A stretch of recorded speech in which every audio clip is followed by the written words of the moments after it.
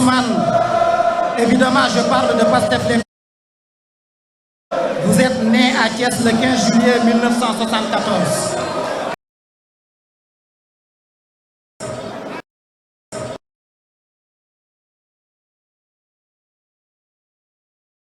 Le 15 juillet 1974, coïncidant avec la libération de Mamadou Dia. Après 12 ans de prison, Ousmane Sonko. vous naissez donc l'année à laquelle Mamadou Dia est libéré. Était-ce vraiment une coïncidence? N'était-ce pas une annonce d'une responsabilité future de briseur de chaînes, de combat pour la liberté, de refus de toute forme d'injustice? À ces questions, nous aurons peut-être l'occasion d'y répondre.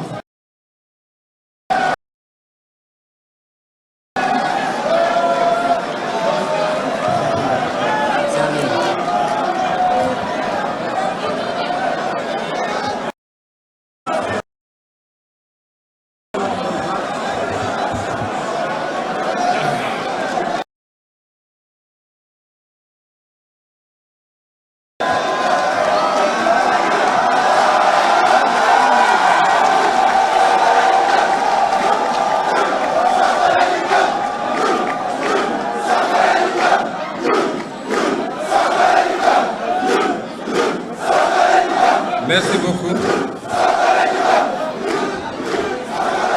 Jërëjëf.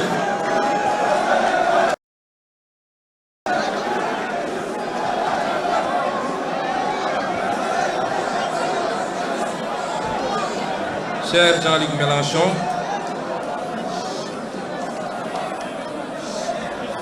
vous et toute votre délégation de la France,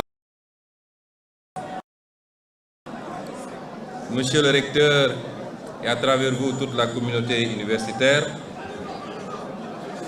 chers étudiants, chers invités, je disais hier au président Mélenchon, et je préfère l'appeler président, que je n'ai ni son éloquence ni son art oratoire. Et c'est pourquoi, probablement, je vais me cantonner à mon texte. Pour ne pas risquer de me perdre, j'aurai moins tendance à l'articulation physique, pour la simple raison que, désormais, nous avons un pays à transformer. Et je peux assurer tout le monde que nous allons transformer ce pays.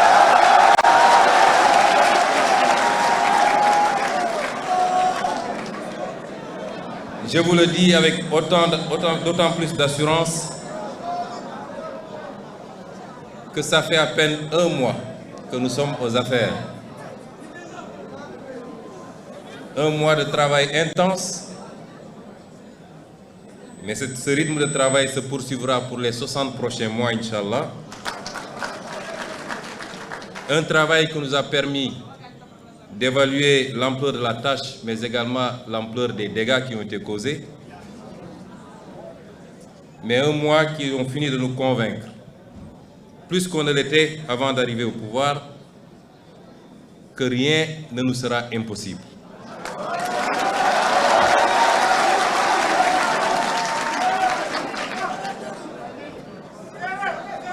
Je parle avec beaucoup de calme également parce que, au-delà d'un pays à transformer, et nous le ferons, nous avons un continent à inspirer. Je crois que le parcours combattant que nous avons eu en tant qu'opposants politiques, il nous faut inspirer ce continent désormais par notre capacité à faire de ces responsabilités qui nous ont été confiées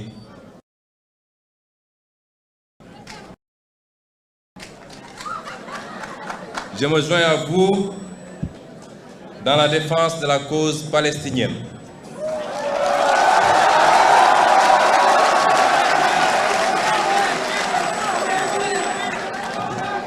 Peuple aujourd'hui massacré dans l'indifférence totale de toute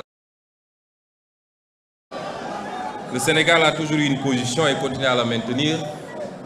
Et ce n'est pas pour rien que depuis la création du Comité pour la défense des droits inaliénables du peuple palestinien, ce comité est présidé par le Sénégal.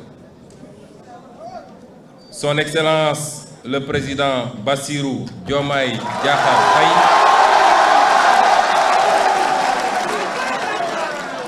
a réitéré cette position sans ambiguïté du Sénégal lors du dernier sommet de l'OCI qui s'est tenu à Banjul. Je voudrais à ce niveau faire une précision.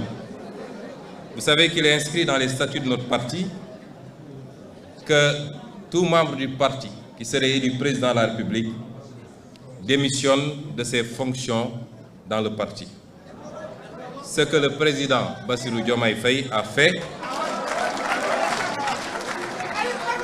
Je crois que jusqu'à présent, tout ce qu'on a fait ensemble, les conférences calls qu'on a organisées entre votre formation politique et la nôtre, ont été animées, co-animées par le président Bassirou Diomaye Faye et moi-même. Il aurait bien voulu être dans cette salle avec nous, mais vous comprendrez bien que ces fonctions et surtout l'engagement statutaire que nous avons inscrit dans les statuts de notre parti l'en empêchent.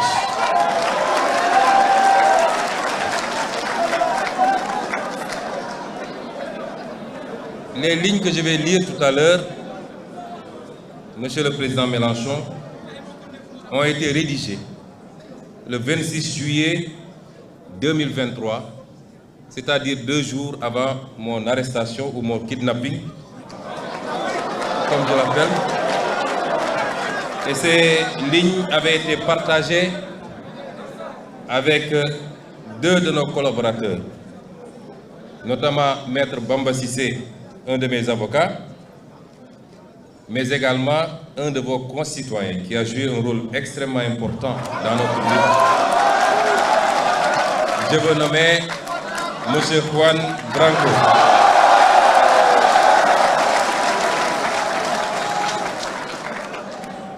Il nous est demandé aujourd'hui d'échanger sur l'avenir des relations entre l'Europe et l'Afrique. Mais il faut entendre plus particulièrement les relations entre la France et l'Afrique et entre la France et le Sénégal. Les liens qui unissent nos continents sont empreints d'une histoire complexe, façonnée par des récits entremêlés de souffrances et d'aspirations. Il est très difficile de parler de l'avenir sans faire de temps en temps quelques incursions dans un passé qui n'est pas forcément reluisant. L'Afrique, berceau de l'humanité, a été trop souvent le théâtre d'une exploitation injuste, dictée par des intérêts extérieurs. Aujourd'hui, nous nous trouvons à un tournant décisif où la nécessité de réévaluer ces schémas historiques et de promouvoir un partenariat équitable s'impose avec une urgence sans précédent. Je saisis cette tribune pour souligner l'impératif d'adopter une approche nuancée et inclusive dans notre analyse des relations Afrique-Europe. Trop souvent, les discours simplistes occultent la richesse des interactions passées et présentes entre nos continents. Reconnaître les erreurs du passé, tout en saisissant les opportunités de collaboration future, constitue un impératif moral et politique. Nous devons également faire preuve de clairvoyance face aux défis contemporains qui jalonnent nos échanges intercontinentaux. Des enjeux cruciaux tels que la migration, le commerce équitable, sans oublier la problématique des accords de partenariat économique, la lutte contre le racisme, la sécurité, le transfert de technologies et la lutte contre le changement climatique requièrent une approche concertée et résolue. Et seule une volonté commune de dialogue et de partenariat authentique permettra de surmonter ces défis et de construire un avenir meilleur pour nos peuples. Cela, Monsieur le Président, suppose un dialogue franc, fondé sur le respect mutuel et la reconnaissance des aspirations légitimes de chaque nation à la souveraineté et au développement durable.